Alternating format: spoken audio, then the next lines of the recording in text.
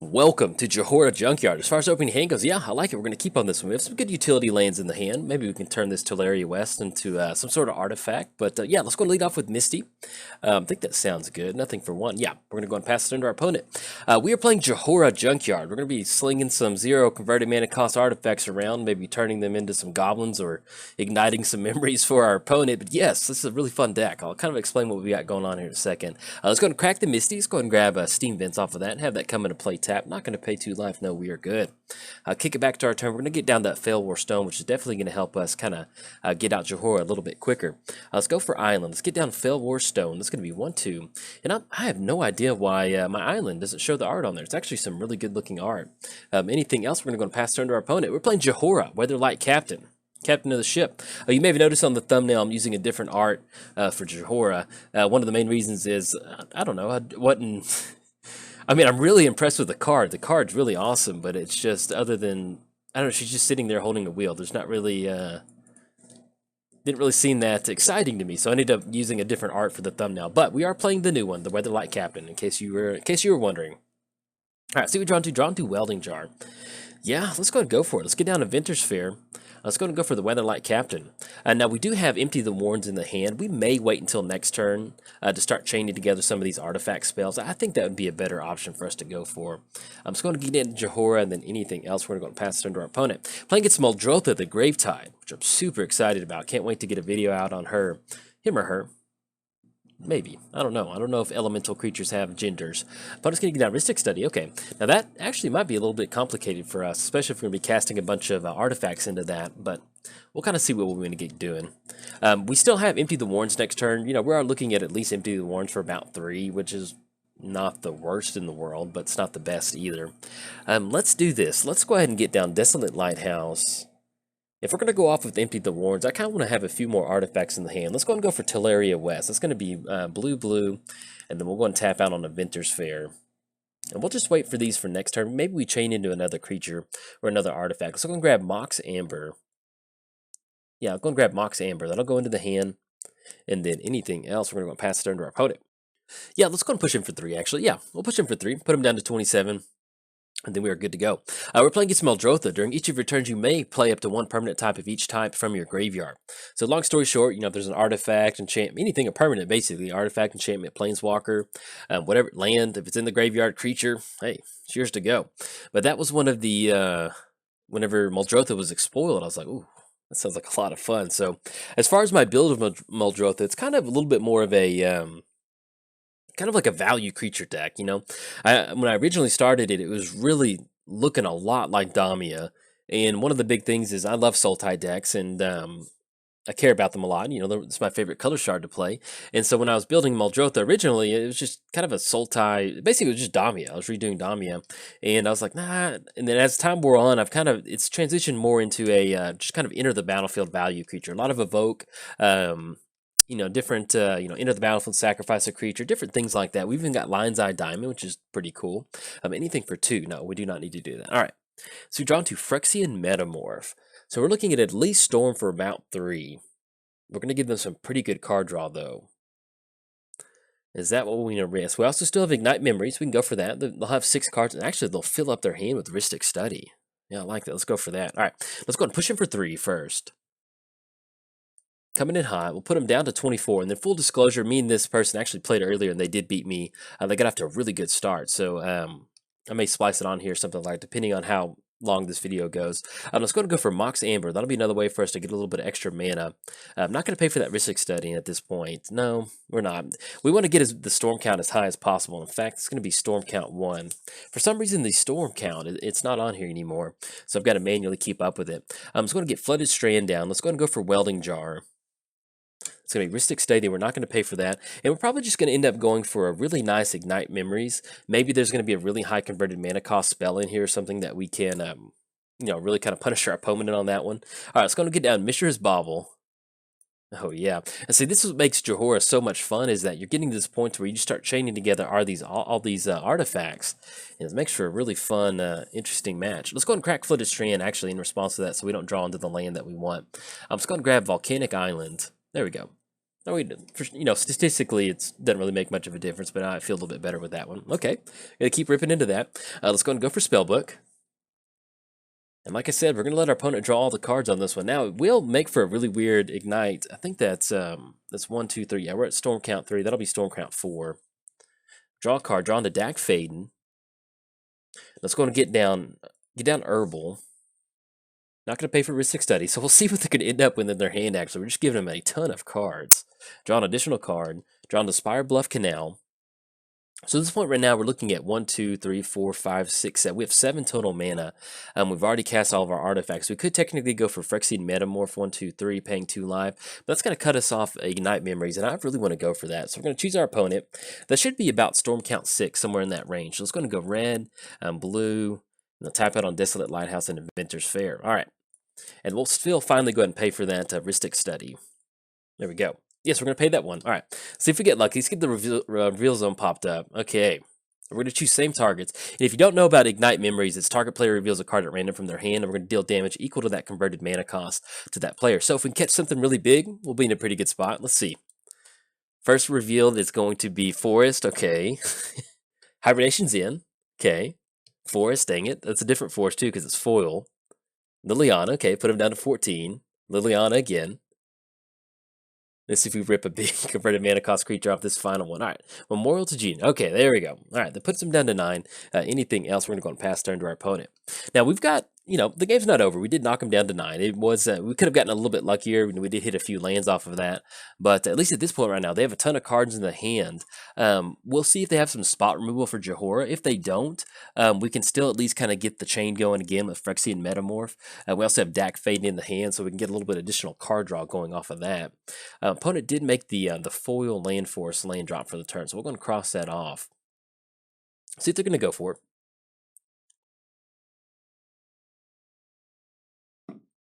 The Gitrog monster himself. I'm pretty sure I have Gitrog in my build too. But yeah, that's kind of what we're going for with Muldrotha, at least in my build. Is we got Gitrog in there. I've got Sidisi. It's just really kind of like a who's who of Sultai commanders, or really fun graveyard style commanders. I've got oh, what's some other creatures? I don't know. I'm really excited to. I think once I wrap up this series, I'm going to get the cards from Muldrotha and kind of start practicing from there. But yeah, it's a lot of fun so far. But we'll see if we hit the land drop for the turn. At least we're online for Dak Fade, and we can dig a little bit deeper. And then if we draw into something that's going to bounce some of our artifacts back to the hand, we'll be in an even better spot from there. So that's still going to leave Force in the hand. They're going to get rid of Memorial to Genius. They're going to be able to draw an additional card off the Gitrog monster. And if they keep discarding cards at their cleanup step, they're actually going to be able to keep kind of cycling through their deck. So I may end up kind of oh, never mind. They're just going to go through there. Or I may just F6 and kind of speed up the video while they do this. All right, there we go. Get the Vintage Fair trigger. We do have artifacts, and we're going to gain a life off that. And we draw into Thought Vessel. Let's do this. So we're looking at 1, 2, 3, 4, 1, 2, 3, 4, 5, 6, 7. We have 7 total mana. Let's go ahead and go for Dak Fade. Now, I kind of like digging just a little bit deeper. If we can somehow hit our land drop for the turn, that'd be absolutely wonderful. Kind of help us open it up just a little bit. I'm not going to pay for that Ristic Study. And that's also the good thing about playing Planeswalkers in a Jhoira deck, is that they're going to count for that. No, we're not. Get all the card draw you want. And then also of note, Wonder is in the graveyard. So if the Gitrog can swing across if they want to. Let's go and go for Dak Faden. There's no artifacts out there. Let's go and target player draws 2 cards and discards 2 cards. Okay, let's go and get rid of Spire Bluff Canal, and we'll go and get rid of Wooded Foothills. Okay, let's go and get down Bloodstained Mire.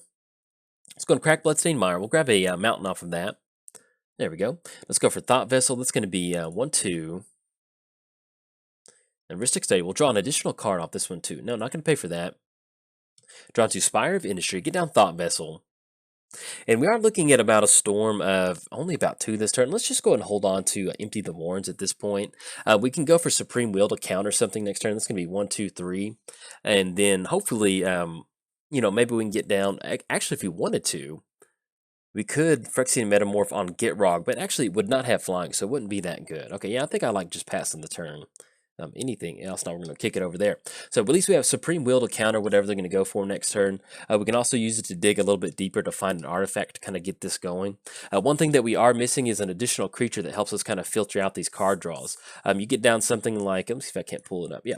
If you get down something like Artificer's Assistant, it's the one drop from the new Dominaria set.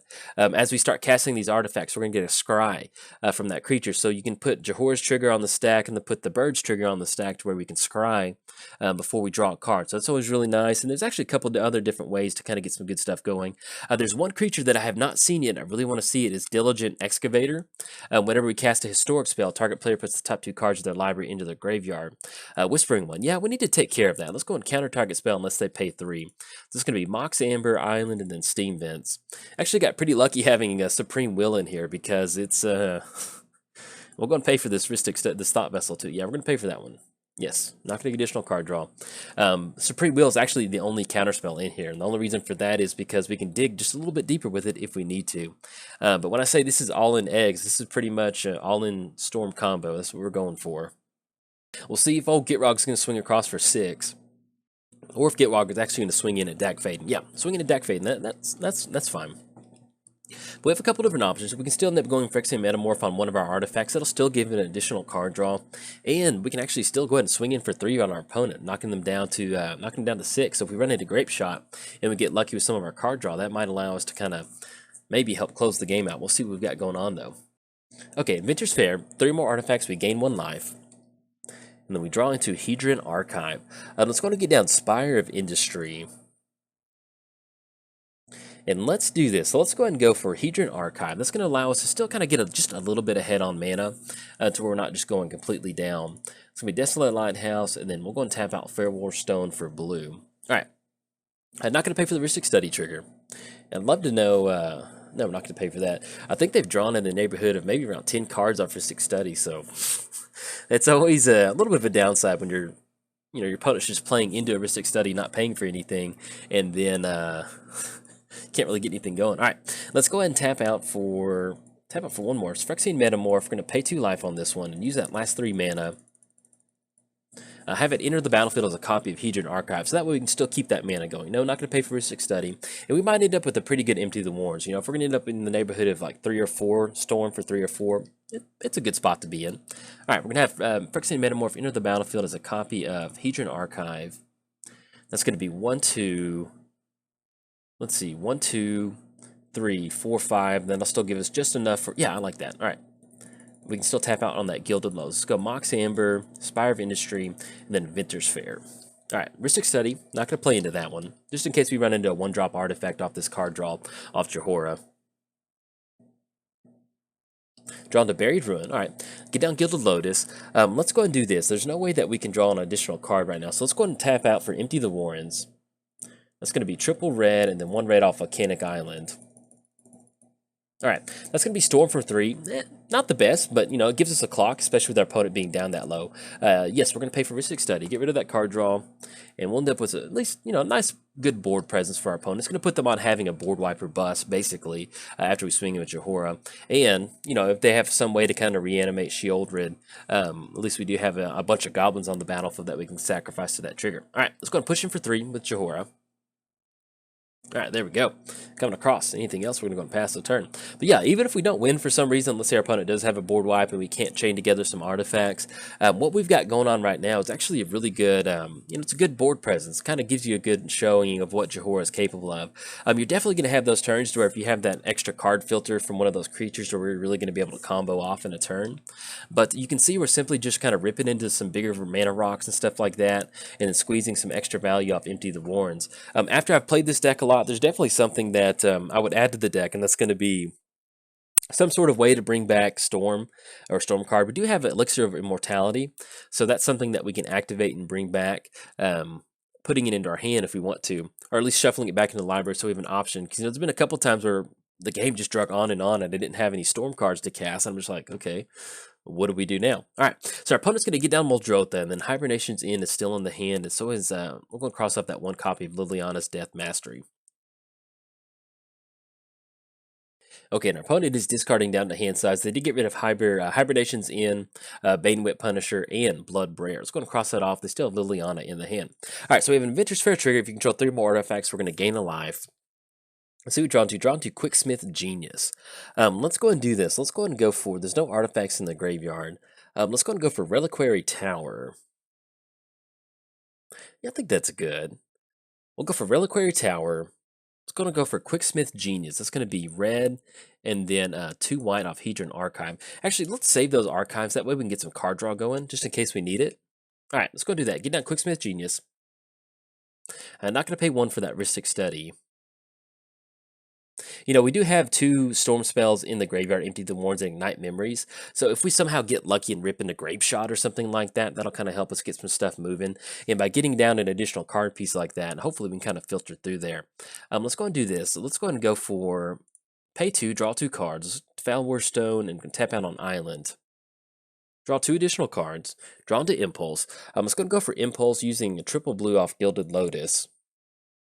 I'm not going to pay for Ristic Study. You know, at this point right now, it's going to be hard for us to kind of push past once, you know, we've gotten to the point now where they have enough creatures in the graveyard to where they can start bringing some of these creatures back. It's going to be hard for us to kind of push past on these goblins. Basalt Monolith, that actually may, not Merchant Scroll, but actually, if we go for Merchant Scroll, search your library for a blue instant card, reveal it, put it into your hand, then shuffle your library. Yeah, let's go and grab Merchant Scroll. We're going to put those on the bottom in any order. Let's go and go for Merchant Scroll.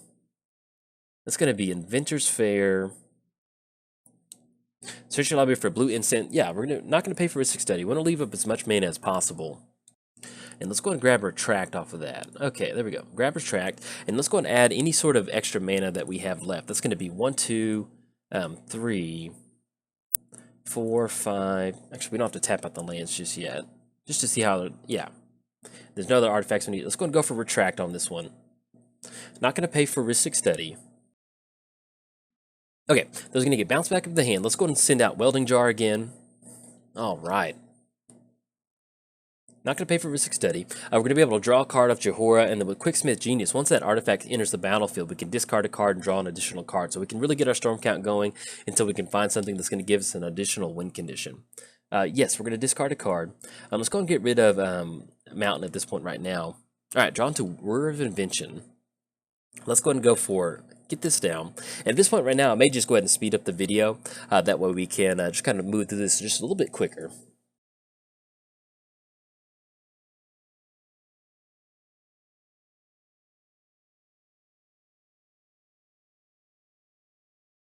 Okay, so we did draw into Wheel of Fortune. Let's go and get rid of the last 0 artifact spells in our hand.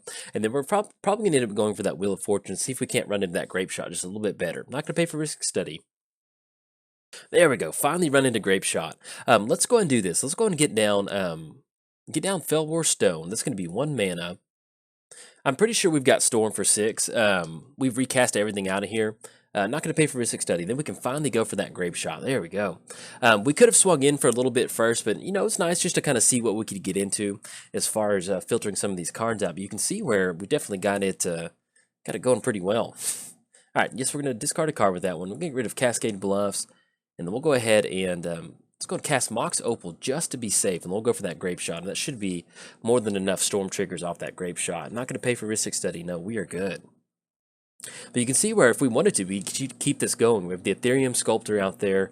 We can get the reduced cost off some of this stuff. We finally run into another card like that. Once we get down the Artificer's Assistant, that's going to allow us to really start filtering through our card step. Let's go and discard Windfall. And then draw into Gamble. All right, let's go and go for that Grape Shot, targeting our opponent. That's going to be red and then Desolate Lighthouse. All right, 15 spells before that one. Not going to pay for Ristic Study. They're not going to be able to take care of it, and that's going to be lethal on the stack. Hey, major shout out to our opponent. I really, you know, if you watch my videos, you come across this video, I really appreciate you sticking this one out. It's really hard sometimes to get some of these Storm videos. People tend to scoop, which I completely understand. You know, playing Storm against Storm in Modern can be boring sometimes, but it makes for a really good video. So if you happen to come across this video, thank you very much. I really appreciate you sticking out like this to wait until we see if we got the Grape Shot win. But that was actually a really good Storm video. You can see where we really knocked our opponent's life total down with Ignite Memories. Then we got down the, what was the other one? All right, it went away. But anyway, that was a good little Storm match. And if you enjoyed the video, like and subscribe. Thanks. Bye.